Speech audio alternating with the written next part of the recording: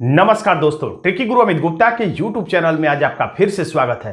दोस्तों, आज के इस वीडियो में हम आपके लिए फिर से लेकर आए हैं यूपीएसआई 2017 की ऑनलाइन परीक्षा में पूछे गए रीजनिंग के टॉप 10 ऐसे प्रश्न जिन्हें हम सॉल्व करेंगे बिल्कुल ट्रिकी अप्रोच के साथ। तो आइए, अगर आपको दरोगा बनना है तो लेटेस्ट प्रश्नों को देखना ही पड़ेगा और यह इस सीरीज का 21वां वीडियो है। अगर आपको इससे पहले के 20 वीडियो चाहिए तो आप प्लेलिस्ट में सर्च करिएगा यूपीएसआई रीजनिंग टॉप 10 वीडियो, तो आपको ये मिल जाएंगे सारे 20 वीडियो। तो चलिए हम देखते हैं। ये पहला प्रश्न है कथन और पूर्वानुमान से संबंधित। तो ऐसे प्रश्नों में आपको ये अच्छाई होती है कि आपको पेन नहीं चलाना होता है, आपको सिर्फ अपना दिमाग चलाना होता है और आंसर आपके सामने आ जाता है। कुछ छात्रों को ऐसे प्रश्नों को सॉल्व करने में दिक्कत होती है, तो इस पर मैंने पूरा डिटेल वीडियो ट्रिकी वीडियो बनाया है। आप चाहेंगे तो जाकर सर्च कर सकते हैं कथन और पूर्वानुमान एजम्पशन, तो आपको वहां पे मिल जाएगा। तो कथन में है, यदि आप मुझे परेशान करेंगे तो मैं आपके खिलाफ शिकायत दर्ज करूंगी।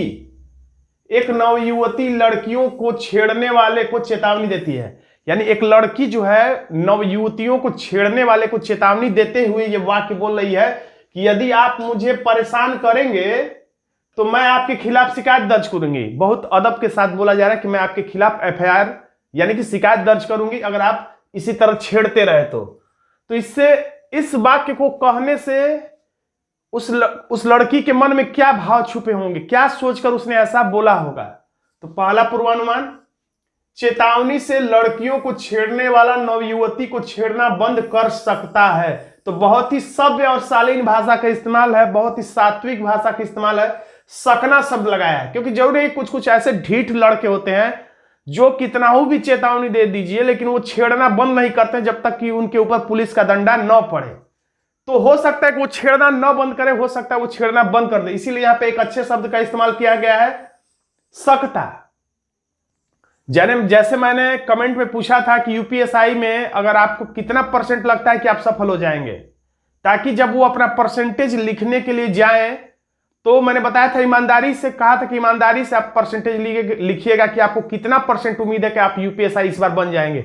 तो मैंने इसलिए लिखा था कि आप जब परसेंटेज लिखने जाएंगे ईमानदारी से तो आपको लिखने में आप अपनी तैयारी को आंकेंगे, उसके बाद 40%, 50%, 60%, 80%, 90%, 100% लिखेंगे तो आपको यह समझ में आ जाएगा कि आप इस समय कितने पानी में है और आपको जो बातें समझ में आएगी आप समझ जाएंगे यानी कि मुझे और तैयारी करना चाहिए। तो लिखते ही समय आपको अपना अंदाजा लग जाएगा और आप तैयारी में और मन लगा के जुड़ सकते हैं। तो कुछ लोगों ने 80%, 90%, 60% रहेगा, लेकिन कुछ महानुभाव थे जो 200% तक लिख दिए कि 200% उम्मीद है कि मैं यूपीएसआई बन जाऊंगा।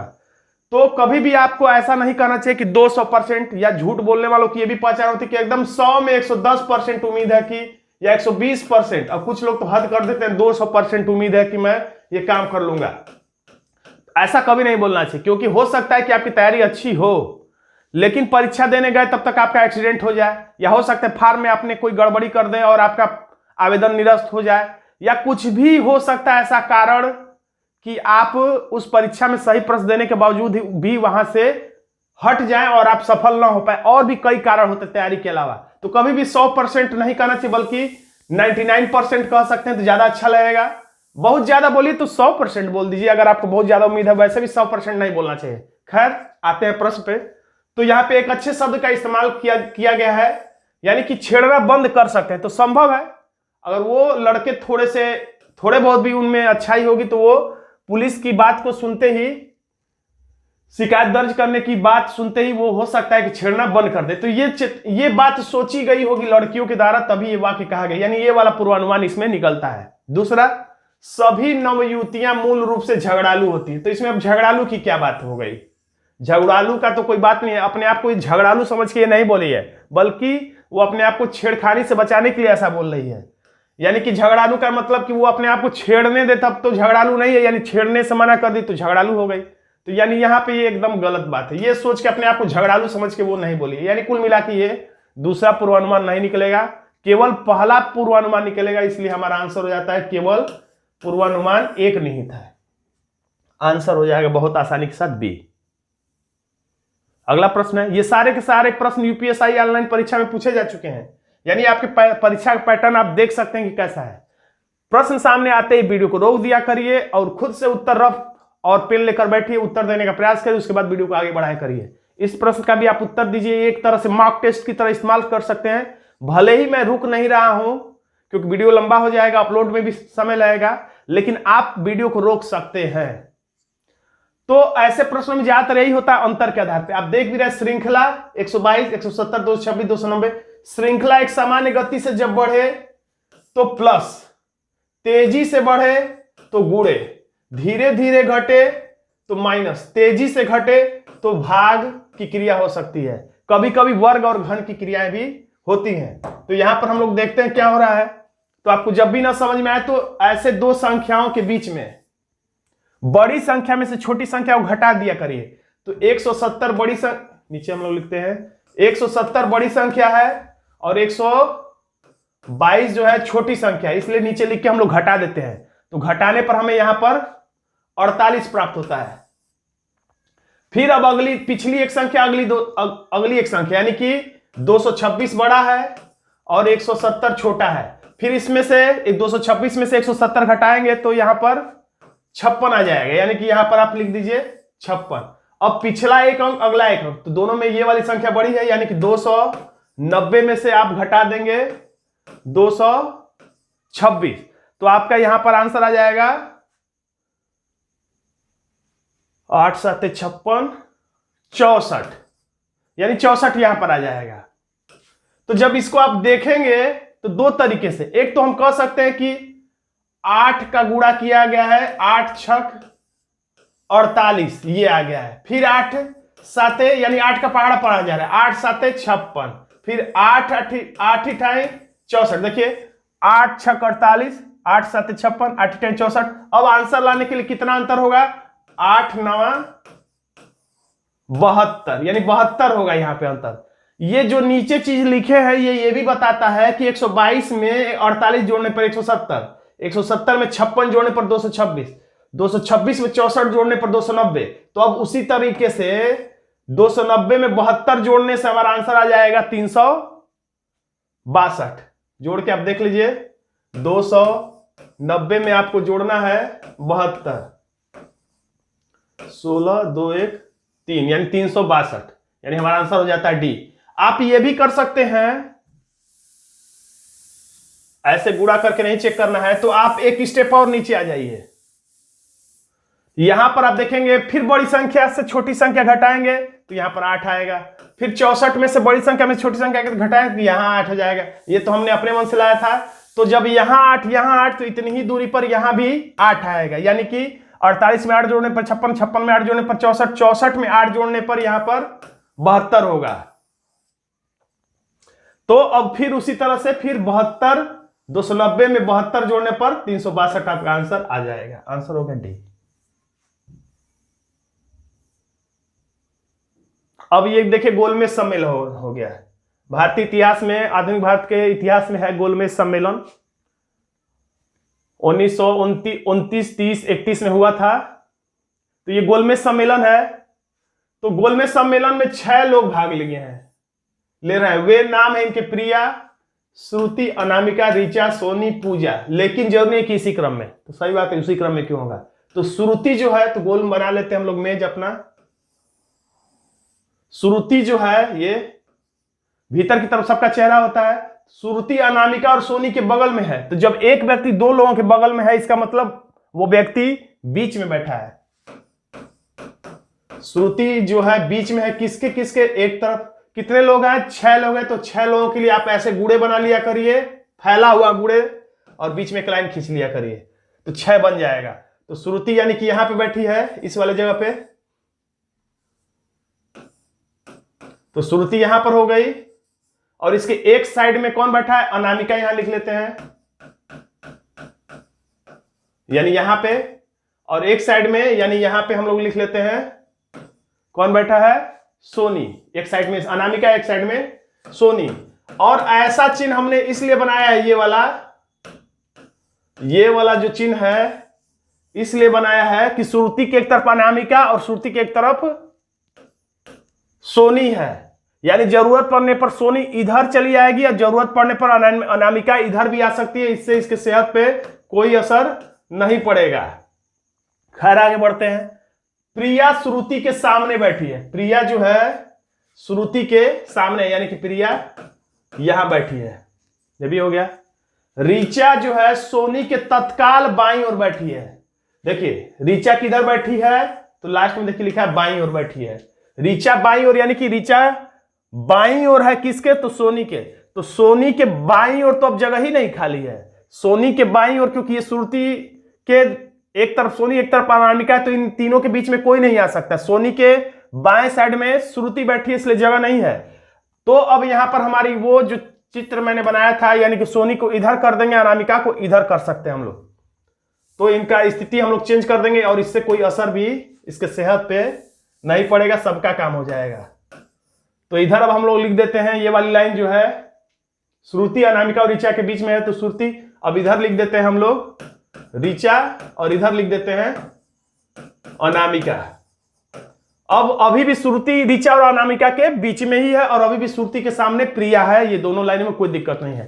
अब ऋचा सोनी के तत्काल बाएं है। ऋचा जो है सोनी के, अच्छा यहां पे क्या था, गलत हमने नाम लिख दिया,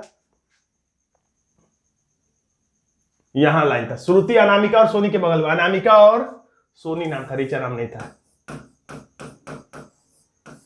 ऋचा सोनी के तत्काल बाएं, ऐसे बैठे हैं लोग, तो सोनी के बाएं यानी कि इधर कौन है, यहां पर ऋचा जो है सोनी के देखिए तत्काल बाएं हो गई, क्योंकि चेहरा सबका केंद्र की तरफ है, बैठी है। और अब एक ही जगह खाली है, ये वाला। तो यहाँ पे किसको बैठा देंगे, तो ऊपर से चेक कर लीजिए कौन सा नाम नहीं हुआ है, श्रुति अनामिका ऋचा सोनी पूजा। पूजा नहीं हुई है, तो यहां पर हम लोग लिख देंगे पूजा और प्रश्न का जवाब देंगे। तो क्या पूछा है, ऋचा के सामने कौन है, तो ऋचा के सामने अनामिका है, यानी पूजा को बैठाने की भी जरूरत नहीं थी। ऋचा के सामने अनामिका है, यानी हमारा आंसर हो जाता है सी।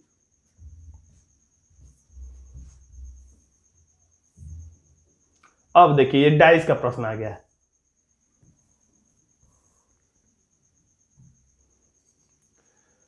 तह किए जाने पर यह खुला घनाम निम्न में से किसकी तरह दिखाई दे, यानी इसको अगर बंद किया जाए तो इनमें से किसके समान दिखाई देगा। ये पुराने पैटर्न का प्रश्न है, तो आपको पता ही होगा कि यानी पूछा इसको बंद करेंगे तो इनमें से किसके जैसा पासा बनेगा, यानी तीन पासे कोई और खुले हुए पासे के रूप है, यानी इसमें से बॉक्स, इसका वाला बॉक्स केवल एक ही है।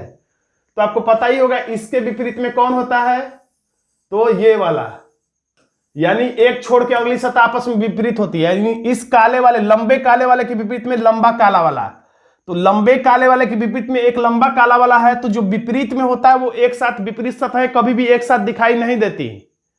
यानी कि ये काला वाला लंबा काला, दो लंबा काला एक साथ नहीं दिख सकता, क्योंकि दोनों एक दूसरे के दुश्मन है, विपरीत है, यानी दो दुश्मन एक साथ नहीं दिख सकते। जबकि इसमें दो दुश्मन, यानी दो लंबे वाले, एक ये और एक ये लंबा वाला काला, दोनों एक साथ दिख रहा है, यानी कि ये इसका रूप नहीं हो सकता, क्योंकि ये दो काले वाले लंबे वाले जो हैं एक साथ दिख रहे हैं, यानी कि दोस्त दिख रहे हैं। जबकि इसमें बताया गया कि ये दो काले वाले आपस में विपरीत हैं, दुश्मन है। और इसमें भी ऐसा ही है, एक ये लंबा काला वाला, एक ये लंबा काला वाला एक साथ दिख रहे हैं इसमें, यानी कि ये दोनों दोस्त हैं। जबकि इसमें बताया गया कि ये दोनों दूर दूर हैं, दुश्मन है, इसलिए ये भी हमारा आंसर नहीं होगा। अब देखिए एक सफेद वाले के विपरीत में कौन होगा, तो एक छोड़ के ये सफेद वाला, यानी कि दो सफेद वाले इसमें दुश्मन है, यानी एक दूसरे के विपरीत सतह है, तो विपरीत सतह एक साथ नहीं दिखाई देती। यानी कि विपरीत सतह एक साथ नहीं दिखती का मतलब एक दिखेगा तो एक छुपेगा, एक छुपेगा तो एक दिखेगा, यानी कुल मिला के मोटा मोटी ये समझिए कि दोनों एक दूसरे के दुश्मन है, तो एक साथ नहीं दिखेंगे। लेकिन इसमें दोनों सतहें एक साथ सफेद वाली दिख रही है, यानी ये इसका रूप हो ही नहीं सकता, क्योंकि इसमें सफेद का दुश्मन सफेद बताया गया, जबकि इसमें सफेद का सफेद दोस्त है, तो ये भी नहीं होगा, यानी एक ही बच गया, हमारा आंसर हो जाता है सी। अगर आपको समझने में कोई दिक्कत हो तो पासा पर भी मेरा पूरा प्लेलिस्ट है, आप देख सकते हैं। अब ये दिशा परीक्षण का प्रश्न है, तो हम लोग तुरंत बिना देरी के इसको बना लेते हैं। इसमें लास्ट में देखिए क्या पूछता है, वो प्रारंभिक बिंदु से पूछे या के संदर्भ में या के सापेक्ष में पूछे, यानी कि चित्र आपको बनाना पड़ेगा। तो हम लोग चित्र बिना देरी के बना लेते हैं। तो ऐसे प्रश्नों में सबसे पहले लास्ट में देखिएगा, अंतिम दिशा पूछेगा तो पेन ट्रिक से चित्र नहीं बनाना पड़ेगा, लेकिन से या सापेक्ष वाला प्रश्न पूछेगा तो चित्र बनाना पड़ेगा और नाप के अनुपात में चित्र बनाना पड़ेगा। अभिषेक दक्षिण की ओर 8 किलोमीटर चलता है, ये यहाँ चलने वाला स्थान को गोले में कर देंगे ताकि पता चले कि चले हम लोग कहाँ थे। दक्षिण की ओर 8 किलोमीटर। और फिर वह बाईं ओर मुड़ता है और 2 किलोमीटर चलता है। तो बाएं का मतलब एंटी क्लॉकवाइज। 2 किलोमीटर, ये 8 है तो 2 थोड़ा सा बस आप चला दीजिए, 2 किलोमीटर चलता है। और फिर वह बाईं ओर मुड़ता है और 4 किलोमीटर चलता है। फिर एंटी क्लॉक मोड़िए और 4 किलोमीटर मतलब इसका आधा आप चला दीजिए। और फिर वह बाईं ओर मुड़ता है और 10 किलोमीटर चलता है। और फिर एंटी क्लॉक मुड़ेगा और 10, तो यहां से यहां 2 किलोमीटर ये हुआ और 8 किलोमीटर और चल देगा अगर, यानी इतना दूरी तक, यानी यहां लगभग पहुंच जाएगा। तो ये 8 और, यानी ये 2 और ये 8, ये दोनों मिलके हो जाएगा 10 किलोमीटर। मैं समझाने के लिए बता रहा हूं, टोटल डायरेक्ट आप भी लिख सकते 10, यानी यहां से यहां ये 2 और 8 और चल देगा, तो 8 2 10 किलोमीटर यहां से यहां टोटल ये हो चुका है। अब अंत में दाईं ओर मुड़ता, अब जाके इसने दाईं ओर मुड़ा, 4 किलोमीटर चलता है। तो दाईं ओर का मतलब, इसे हम हटा देते हैं तो आपको कंफ्यूजन होगा। अब वो दाईं ओर मुड़ता है और 4 किलोमीटर चलता है, तो यानी कि क्लॉकवाइज मुड़ता है और 4 किलोमीटर। तो ये देखिए, ये 4 किलोमीटर है, ये पूरा दूरी कितनी है यहां से यहां तक, ये पूरी दूरी जो है 8 किलोमीटर है। और यहां से यहां ये 4 किलोमीटर है, तो इतना काटा है, तो ये भी नीचे 4 है, तो ऊपर भी कितना हो गया, यहां से लेके यहां तक ये जब 4 है तो ये भी 4 है, यानी ऊपर भी इतना 4 ही होगा, यहां से यहां तक 4 ही होगा। तो ये कह रहा है कि दाएं मुड़ के 4 किलोमीटर, तो दाएं मुड़ेगा और 4 किलोमीटर का मतलब ये 8 है, ये 4 है, तो ये भी 4 और ऊपर भी बचा 4, यानी कि यहां से ये बस इतना ही मुड़ेगा, तो इतने ही दूरी पे आके इसका 4 किलोमीटर हो जाएगा, यानी इसी के बराबर में, एकदम इसी के बराबर में ये रुकेगा। तो पूछ रहा है कि वह प्रारंभिक बिंदु से, यानी इस बिंदु से, यही प्रारंभिक बिंदु है गोल वाला, प्रारंभिक बिंदु से कितनी दूर है। तो मैंने बताया था ये 2 और ये 8 मिला के 10 हुआ था, यानी यहां से यहां ये 8 है, तो ऊपर भी यहां से यहां ये 8 ही होगा। उम्मीद करता हूं कि आप मेरी बातों को समझ रहे होंगे। हमारा आंसर हो जाता है डी। अब फिर प्रश्न आ गया बिना पेन चलाने वाला, सिर्फ दिमाग को चलाने वाला प्रश्न। तो थोड़ा और बड़ा कर देते हैं। आपको बताना है कौन सा कथन के आधार पर तर्क मजबूत है, कौन सा तर्क मजबूत है, आपको यही बताना है। तो देखिए, कथन में कह रहा है कि क्या सभी कार्यालयों में सप्ताह में केवल 5 दिन काम करना चाहिए, यानी 2 दिन की छुट्टी, अमूमन एक शनिवार के दिन और एक रविवार के दिन, यानी कि 2 दिन छुट्टी की बात को कहा जा रहा है, जो कि प्राइवेट नौकरी, बड़े बड़े अच्छे कंपनियों में जो कि 2 दिन का अवकाश घोषित किया गया है, 2 दिन का अवकाश होता है। अब देख रहे हैं कि बैंकिंग में भी सेकेंड सैटरडे वाली सिस्टम लागू किया गया, यानी कि सप्ताह में 2 दिन की छुट्टी रखी जा रही है। तो पूछ रहा है कि क्या सभी कार्यालयों में सप्ताह में केवल 5 दिन काम करना चाहिए, यानी 2 दिन छुट्टी चाहिए। तो तर्क है हाँ, यानी कि हाँ 5 ही दिन काम करना चाहिए, यानी कि 2 दिन अवकाश रहना चाहिए। क्यों? तो कारण बताइए, यह कर्मचारियों की उत्पादकता में सुधार करने में मदद करेगा। तो बात को आप समझिए, क्योंकि अगर आपको 2 दिन का रेस्ट मिलेगा लगातार, तो जब आप दोबारा जब काम में आएंगे तो आप अच्छे ढंग से अपना काम को अंजाम देंगे, आपका दिमाग फ्रेश हो जाएगा, आपका शरीर चुस्त दुरुस्त होगा और आपकी उत्पादकता यानी काम करने की क्षमता जो है वो बढ़ जाएगी। तो ये बिल्कुल बहुत ही मजबूत तर्क है। दूसरा, हाँ, यानी ये भी कह रहा है कि हाँ 5 दिन ही काम 2 दिन छुट्टी। क्यों? यह अन्य दिनों पर पूर्ण उपस्थिति को सुनिश्चित करेगा। हाँ, तो इसने सही कहा, लेकिन लास्ट में जाके इसने सारा कूड़ा कर दिया। क्या कहा है कि यह अन्य दिनों पर पूर्ण उपस्थिति को सुनिश्चित करेगा। इससे कहने का मतलब यह है कि अगर लगातार 2 दिन की छुट्टी हम लोग दे देंगे तो बीच में कोई अवकाश नहीं लेगा, यानी बीच में कोई अब छुट्टी नहीं लेगा।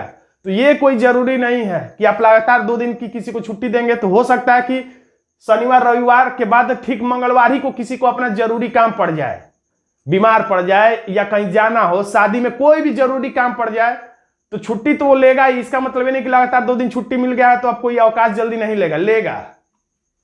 पूर्ण उपस्थिति इस कारण से आपकी नहीं बन पाएगी, यानी कि दूसरा तर्क प्रभावी नहीं, केवल पहला तर्क प्रभावी। इसलिए हमारा आंसर हो जाता है डी, केवल तर्क एक मजबूत है। अब अगला प्रश्न है न्याय वाक्य का, तो हम लोग खटाखट चित्र बना लेते हैं। सभी बोर्ड पंखे हैं, जो सभी बोर्ड हैं वो सब के सब क्या हैं? पंखे हैं। अब कह रहा सभी पिन पंखे हैं, तो सभी पिन भी पंखे हो गया इसमें।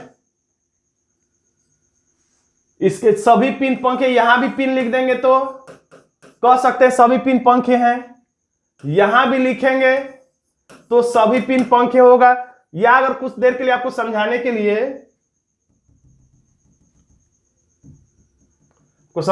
अगर मैं दूसरा वाला कथन का चित्र अगर पहले बना लूं, सभी पिन पंखे हैं,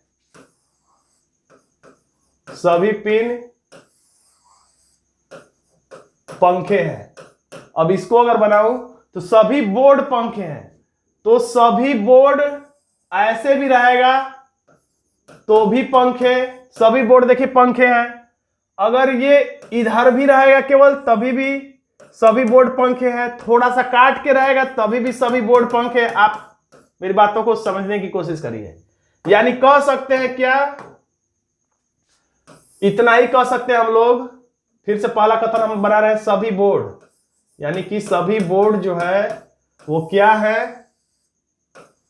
पंखे हैं। इसमें कोई दिक्कत नहीं, सभी बोर्ड पंखे हैं, एकदम कंफर्म है, ठीक है। सभी पिन पंखे हैं, सभी पिन पंखे, यानी कि बोर्ड का पंखे से और पिन का पंखे से एकदम कंफर्म रिलेशन है। सभी बोर्ड पंखे हैं, ठीक है, सभी पिन पंखे हैं। लेकिन बोर्ड और पिन के बारे में कुछ भी नहीं बोला गया है, इसलिए पिन इसके थोड़ा सा भी, इसके पूरा भीतर या इसके पूरा बाहर कहीं भी हो सकता है, क्योंकि पिन और बोर्ड के बारे में कुछ नहीं बोला गया है। यानी बोर्ड और पिन के बारे में अगर कोई निष्कर्ष आता है तो कोई स्पष्ट निष्कर्ष नहीं निकाला जा सकता, संभावना ही वाला बस बोर्ड और पिन में निष्कर्ष निकाला जा सकता है। जैसे अगर रमेश और लल्लू के बारे में मैंने कुछ बताया नहीं आपको, तो रमेश और लल्लू में क्या संबंध होगा? कुछ भी संभव है। हो सकता है रमेश लल्लू के पिता हो, या हो सकता है लल्लू रमेश के पिता हो, या लल्लू रमेश का भाई हो, या हो सकता है लल्लू रमेश के दादा हो, या हो सकता है उन दोनों में कोई रिलेशन ना हो। तो उसी तरह से बोर्ड और पिन के बारे में कुछ बताया नहीं गया तो कुछ भी संभव है। लेकिन कोई कह देगा डायरेक्ट बोर्ड पिन है तो भी गलत, कोई कहेगा पिन कुछ पिन बोर्ड है तो भी गलत। लेकिन अगर संभावना वाला बात कहेगा तो वो सही हो सकता है। चलिए खैर पहला निष्कर्ष पढ़ते, सभी पंखे बोर्ड है। सभी पंखे बोर्ड करा तो गलत है, क्योंकि बाहर वाले को कुछ, भीतर वाले को सभी पढ़ते हैं। छोटे वृत्त वाले को सभी, बड़े वृत्त वाले को कुछ पढ़ते हैं, लेकिन सभी पंखे यानी कि बड़े वृत्त वाले को सभी पढ़ दिया, इसलिए ये गलत है। कुछ पिन के बोर्ड होने की संभावना, किसकी बात कर रहा है? बोर्ड की और पिन की, बोर्ड की पिन की, जो कि कोई संबंध ही क्लियर नहीं है। बोर्ड पिन के बारे में कोई रिलेशन क्लियर नहीं है, तो कुछ पिन के बोर्ड होने की संभावना कहा है, तो यह संभव बिल्कुल सही है, क्योंकि संभावना है कि कुछ पिन बोर्ड हो। संभावना है का मतलब नहीं भी हो सकता है, हो भी सकता है, तो इसलिए ये वाला निष्कर्ष सही। अगर ये कह देता, संभावना शब्द हटा देता, कह देता कुछ पिन बोर्ड है, तब गलत हो जाता है। लेकिन यहां पे संभावना शब्द का इस्तेमाल किया, इसलिए ये दूसरा निष्कर्ष सही है। इसलिए हमारा आंसर हो जाता है विकल्प सी, केवल दूसरा अनुसरण करता है। अब देखिए थोड़ा अलग टाइप का प्रश्न इसमें कह रहा है कि उस निष्कर्ष को चुने जो तार्किक रूप से दिए कथनों का अनुसरण करता है। तो कथन में क्या कर रहा है? ए में क्या कर रहा है, बी में क्या कर रहा है और सी में क्या कर रहा है। ऐसे आप समझ लीजिए, ए है, ये अलग अलग लोग नहीं है, ए बी सी, ये एक ही व्यक्ति है। ए बी और सी के रूप में क्या कर रहा है? ए में कह रहा है कि मैं अपनी मां को केवल तभी फोन करता हूं जब मैं उदास होता हूं। यानी कि कह सकते हैं समझने के लिए कि उदास बराबर मां को फोन, यानी जब मैं उदास होता हूं तो मां को फोन करता हूं। कॉमन सी बात है, सभी लोग ऐसा करते हैं, इसलिए रटने में आपको ज्यादा दिमाग नहीं लगेगा। जब मैं काम पर होता हूं तब मैं काफी उदास नहीं होता हूं, कभी उदास नहीं होता हूं। सही बात है, जब आप काम में बिजी रहेंगे तो उदास कैसे होंगे? यानी कि काम यानी कर रहे हैं तो आप उदास नहीं होंगे। लिखने की जरूरत नहीं है, दिमाग में अपने आप ही बढ़ जाएगा। मैं आपको समझाने के लिए लिख रहा हूं। जब मैं घर पर होता हूं तो बहुत मजा करता हूं, तो ये भी कॉमन सी बात है। लोग जब अपने घर पे रहते हैं तो वो बहुत मजा करते हैं। तीनों ही कॉमन सी बात है। उदास होने पर मां को फोन, काम करने पर उदासी नहीं, घर आने पर मजा। अब प्रश्न पे आइए, अब इससे क्या निष्कर्ष निकाल सकते हैं? पहला, अगर मैं उदास होता हूं तो मैं काम पर होता हूं। ये तो उल्टा ही कर रहा है, ये काम पर होता है तो उदासी नहीं होता, ये कह रहा है कि जब मैं काम पर उदास होता हूं तो मैं काम पर होता हूं। गलत बात, उल्टा ही बोल रहा है। अगर मैं उदास होता हूं तो मैं अपनी मां को फोन करता हूं, तो ये तो कहा ही है, जब मैं उदास होता हूं तो मां को फोन करता हूं, तो ये सही हो सकता है। फिर भी आप बाकी विकल्प भी देख लीजिए। मैं बारंबार घर जाता हूं, घर जाता है तो मजा आता है इसको, लेकिन इसका ये मतलब नहीं कि बारंबार घर जाता है, कि साल भर में एक बार घर जाता है, कि 2 साल में या 10 साल में एक बार जाता है, ऐसा कुछ पता नहीं है। इसलिए जो पता नहीं वो निष्कर्ष हम लोग नहीं निकाल सकते। अगर मैं काम पर नहीं हूं तो मैं अपनी मां को फोन करूंगा, शर्त ये नहीं था। वो बोला था कि घर पे रहूं या ऑफिस में रहूं, जब भी मैं उदास रहता हूं तो फोन करता हूं अपनी मां को। ये कह रहा है कि जब मैं काम पर नहीं रहता हूं, नहीं हूं, तो मैं अपनी मां को फोन करता हूं, तो ऐसा नहीं है। जब वो उदास होता है तब फोन करता है, तो ये भी गलत है। यानी कि हमारा आंसर वही बी बिल्कुल सही है। अब ये फिर से दिशा परीक्षण का एक प्रश्न है, इसे भी हम लोग सॉल्व करते हैं। निकिता एक कार में पूरब की ओर 5 किलोमीटर की यात्रा करती थी। पूरब ये है 5 किलोमीटर, थोड़ा ही चला रहे हम लोग, 5 किलोमीटर की यात्रा करती है। फिर अपने दाएं मुड़ती है और 10 किलोमीटर की यात्रा करती है। यानी कि दाएं का मतलब क्लॉकवाइज, यानी कि 10 किलोमीटर, यानी ज्यादा दूर, थोड़ा इसका दोगुना है, 10 किलोमीटर। फिर अपने दाएं मुड़ती है और 17 किलोमीटर की यात्रा करती है। दाएं का मतलब फिर क्लॉकवाइज, और कितना? 17, तो 5 ये है, 5 चल लिया। हम किस्त किस्त में लिख रहे हैं, टोटल 17 लिख देंगे, समझ में नहीं आएगा। आप ऐसे लिखेंगे तो आपको समझ में आएगा। 5 और कितना और चले तो 17 हो जाए, तो 5 किलोमीटर चल के थोड़ा सा थका, और कितना चले कि 17 हो जाए, तो 12 किलोमीटर। और तो ये 12 और 5 ये दोनों मिलके हो जाएगा 17, तो 17 मीटर हो गया। मैंने किस किस में लिखा ताकि आपको यहां से समझ में आए कि 5 है तो ये 5 और 12 और उसके बाद फिर दाएं मुड़ती और 10 किलोमीटर, यानी फिर क्लॉकवाइज और 10, तो यहां से यहां ये 10 है, तो ये एकदम इसी के बराबर में आके 10 किलोमीटर के लिए रुक जाएगी। 10 किलोमीटर करती है। वह प्रारंभिक बिंदु से अब कितनी दूर है? तो अब आराम से ये वाला चीज आपको काम है। यहां से यहां ये टोटल 17 था, तो ये 5 है, तो इसी के बराबर में काटेंगे तो ये भी इधर 5 निकलेगा, जो हम पहले ही लिख चुके हैं। तो ये टोटल 17 था, तो 5 इधर निकल गया, तो इधर कितना बचा? तो 12। तो जब यहां से लेकर यहां तक 12, तो यहां से लेकर यहां तक भी ये 12 ही होगा, 13 नहीं होगा। इसलिए हमारा आंसर हो जाता है सी।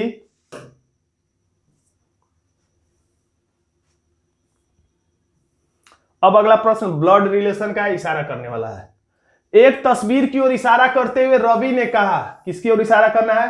तस्वीर की ओर। बोलने वाला कौन है? तो रवि।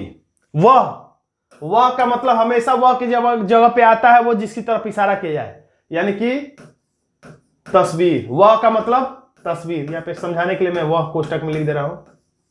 वह मेरे या मेरी की जगह पे हमेशा आता है वाक्य को कहने वाला। तो मेरे कौन कह रहा है? वाक्य को। तस्वीर की तरफ इशारा करते हुए कहा रवि ने। रवि यानी कि मेरे का मतलब रवि, यानी कि मेरे दादाजी का मतलब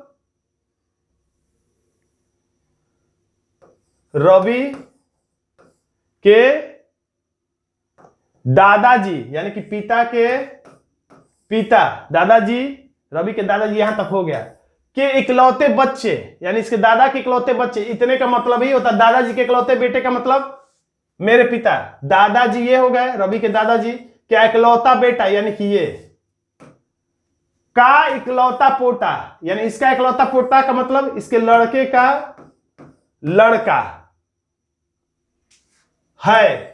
तो है का मतलब कौन? यही तस्वीर के बारे में। देखिए लास्ट में अंतिम जो रिजल्ट आता है वो उसी के लिए आता है जिसकी तरफ इशारा किया जाता है, यानी वह के लिए। यानी यहीं पे लिखना है तस्वीर, या लिख सकते हैं वह।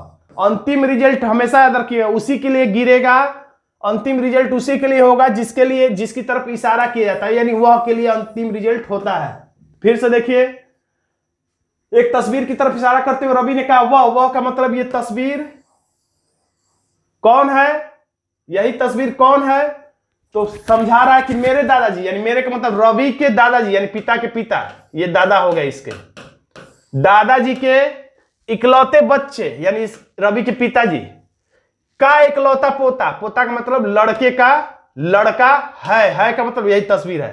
तो अब पूछ रहा है कि आदमी का, आदमी के आगे का लिखा हुआ है, यानी आदमी का, यानी कि तस्वीर में जो आदमी है, आदमी का यानी आदमी कौन है, किसके हिसाब से, रवि के हिसाब से।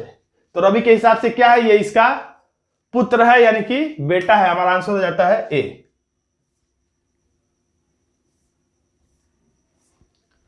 तो दोस्तों आज का छोटा सा वीडियो आपको कैसा लगा कमेंट बॉक्स में जरूर लिखिएगा। वीडियो अच्छा लगा तो वीडियो को लाइक कर दीजिएगा, इसे अपने दोस्तों में शेयर कर दीजिएगा, और अभी तक आपने हमारे चैनल को सब्सक्राइब नहीं किया तो सब्सक्राइब भी जरूर कर लीजिएगा, क्योंकि यूपीएससी के लिए समय समय पर इसी तरह के ट्रिकी वीडियो में लाता रहता हूं। धन्यवाद दोस्तों।